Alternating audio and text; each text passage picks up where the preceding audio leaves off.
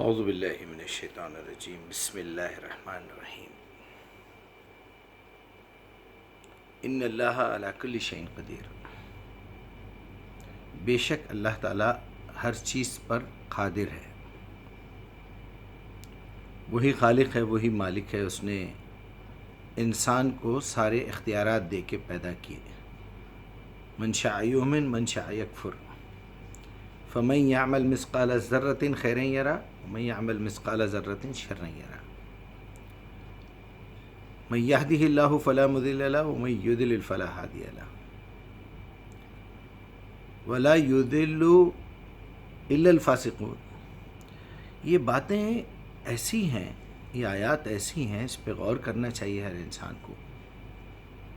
ابھی میں جو میڈیا میں اکثر چلتے رہتے ہیں ویڈیوز، اس میں سن رہا تھا کہ اللہ نے مجھے عمرے پہ بلا لیا، اللہ نے اپنے گھر کی زیارت کرانے مجھے بلا لیا، اللہ نے ایسا کر دیا، اللہ نے ایسا کر دیا۔ تو یہ تو وہی بات ہو گئی، چلو بلاوا آیا ہے، بابا نے بلایا ہے، جے بابا کی۔ تو یہ سب اگر اللہ تعالیٰ ہی کر دے آپ کے ساتھ، تو پھر آپ کو کسی انعام یا کسی سزا کی کوئی بات نہیں ہونی چاہیے آپ کے ساتھ۔ کوئی مستحق ہی نہیں ہے، آپ نہ سزا کے مستحق ہیں نہ جزا کے مستحق ہیں۔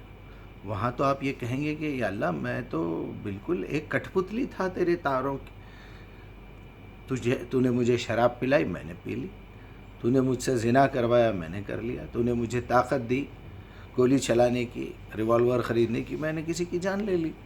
تو جب تک آپ نہیں چاہے کیسا ہو سکتا؟ آپ تو قرآن میں بھی لکھ کے بتا دیے کہ پتا بھی جو ہے اللہ کے علم کے بغیر نہیں گرتا۔ تو علم کے بغیر گرنا نہیں گرنا ایک الگ سبجیکٹ ہے، اللہ زبردستی سے کوئی عمل کروانا برا ہو یا اچھا ہو یہ الگ سبجیکٹ ہے۔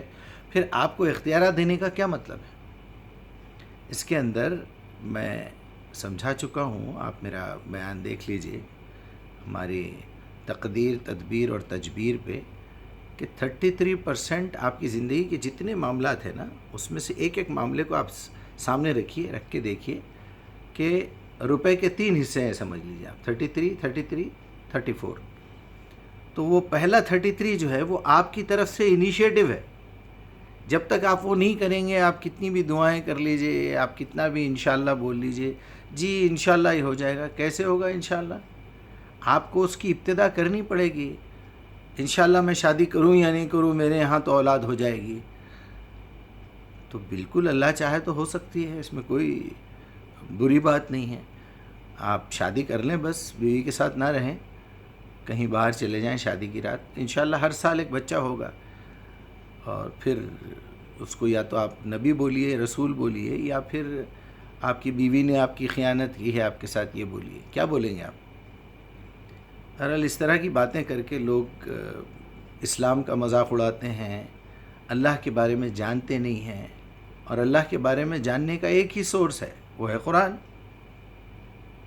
ہاں آپ اپنی محنت کر لیجئے، اپنے جتنے استطاعت ہے سب کر لیجئے، دنیا والوں سے جتنی مدد لے سکتے ہیں لے لیجئے، لے کے پھر اللہ سے بولیے کہ یا اللہ میں اور میرے ساتھی مل کے یہ کام تو یہاں تک پہنچا چکے ہیں، اب اس میں آپ جو ہے ہماری رہنمائی فرمائیے، آپ اس کام کو کامیابی عطا کیجئے۔ یا اللہ میں اپنی طرف سے یہ گناہ کو چھوڑنا چاہتا ہوں، میرے دوست احباب، میرے رشتہ دار بھی اس میں سپورٹ کر رہے ہیں، یا اللہ آپ تو قبول فرما لیں۔ کسی کو ہدایت دے دے، کسی سے چھڑوا دے، اس سے شراب چھڑا دے، ہم کو نیک عمل کرنے والا بنا دے۔ اچھا اگر آپ کو اللہ بنا دے تو پھر آپ کو جنت کہاں سے ملے، آپ کو اس کا اجر کہاں سے ملے؟ بھائی آپ اپنے اختیارات کا کیا کر رہے ہیں؟ اللہ رحم کرے۔ یہ اس طرح کی باتیں آپ سمجھ ہی گئے ہوں گے میں کس کے بارے میں بات کر رہا ہوں۔ مجھے اللہ نے بلایا ہے، مجھے اللہ نے بلایا ہے، بے شک اللہ نے بلایا ہے، لیکن آپ کی پہلے خواہش ہوئی، آپ کے دل میں ارادہ ہوا۔ اکثر لوگ یہ بھی کہتے ہیں، میں نے سنا ہے کہ اگر آپ نماز کو نہیں آ رہے ہیں تو یہ آپ سمجھ لیجئے کہ اللہ نے آپ کو اس قابل نہیں سمجھا کہ آپ مسجد میں داخل ہوں۔ سننے میں بڑی اچھی لگتی ہے بات۔ اگر میں آپ کو اس کے بدلے میں یہ کہوں کہ بے شک اللہ نے آپ کو اس قابل ہی نہیں سمجھا کہ آپ قرآن کو ہاتھ لگائیں، اللہ نے آپ کو اس لائق نہیں سمجھا کہ آپ اس کا ترجمہ سمجھ سکیں، اللہ نے آپ کو اس قابل نہیں سمجھا، آپ اپنے گناہ چھوڑنے کے لیے تیار نہیں ہیں کہ آپ کو اللہ سبحانہ و تعالیٰ ایسے مواقع فراہم کرے کہ آپ عربی زبان سیکھ سکیں۔ آج میں عربی زبان سیکھ کے اپنی بڑی معتبری دکھا رہا ہوں، دوسروں کو گرا کے بات کر رہا ہوں۔ اکثر گرے ہوئے لوگ اسی طرح کی باتیں کرتے ہیں، کیونکہ ہے وہ گرا ہوا، وہ یہ بولے گا ضرور کہ بھائی اچھا آپ عربی سیکھ لیے تو اپنے آپ کو بہت بڑی چیز سمجھ رہے ہیں کیا؟ کون بول رہا ہے بھائی بڑی چیز سمجھ رہے ہیں؟ یہی بات جا کے ڈاکٹر سے بولیے نا۔ اچھا آپ ڈاکٹری سیکھ لے کے اپنی بہت بڑی چیز سمجھ رہے ہیں کہ آپ اپنے آپ کو؟ کیوں بتا رہے ہیں آپ میرے کو یہ بیماری ہے بول کے؟ وہاں تو پیسے خرچ کر کے لائن میں ٹھہر کے نمبر لے کے بیچ میں سے ہاتھ ڈال کے اوپر سے ڈاکٹر صاحب ذرا یہ چٹھی دیکھ لیجئے، ذرا ڈاکٹر صاحب گھر کو آ جائیے، والدہ بیمار ہے۔ کیا ضرورت ہے سب بولنے کی؟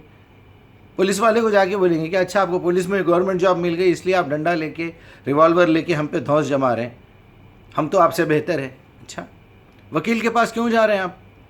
ایک ٹیچر کے پاس اپنے بچے کو ٹیوشن پڑھوانے کیوں نہیں بھیج رہے اگر اتنے قابل ہیں تو یہ اس طرح کی بکواس کر کے لوگ خود ہی ذلیل ہو جاتے ہیں۔ تو میں یہ کہوں گا کہ جو لوگ اس طرح کی باتیں کرتے ہیں وہ اتنے ذلیل اور اتنے ناکارہ، نکمے، نالائق، اتنے گرے ہوئے ہیں اللہ کی نظر میں کہ اللہ نہیں چاہتا کہ وہ قرآن کو ہاتھ لگائیں، قرآن کا ترجمہ پڑھیں، قرآن کی زبان سیکھیں، وہ پروسیس میں لگ جائیں۔ تم ہے ہی وظیفوں کے لوگ، بیٹھے رہو وہیں، یہی بولنا چاہیے نا۔ ایسا نہیں ہے میرے بھائی، ایسا ہے کہ انسان کو اللہ تعالیٰ نے اختیارات دیے ہیں، طاقت دی ہے، عقل دی ہے، سمجھ دی ہے، اس کا آپ پورا استعمال کریں۔ اس کے بعد آپ جس سے سپورٹس لے سکتے لیجئے، میری مدد کیجئے، یہ کیجئے، اس کے بعد اللہ تعالیٰ کے سامنے یہ التجا کیجئے انشاءاللہ۔ یا کوئی قسم کی دعا یاد رکھیے، آپ کے عمل کے بعد کا موقع ہے، وہ عمل سے پہلے کا نہیں ہے۔ السلام علیکم۔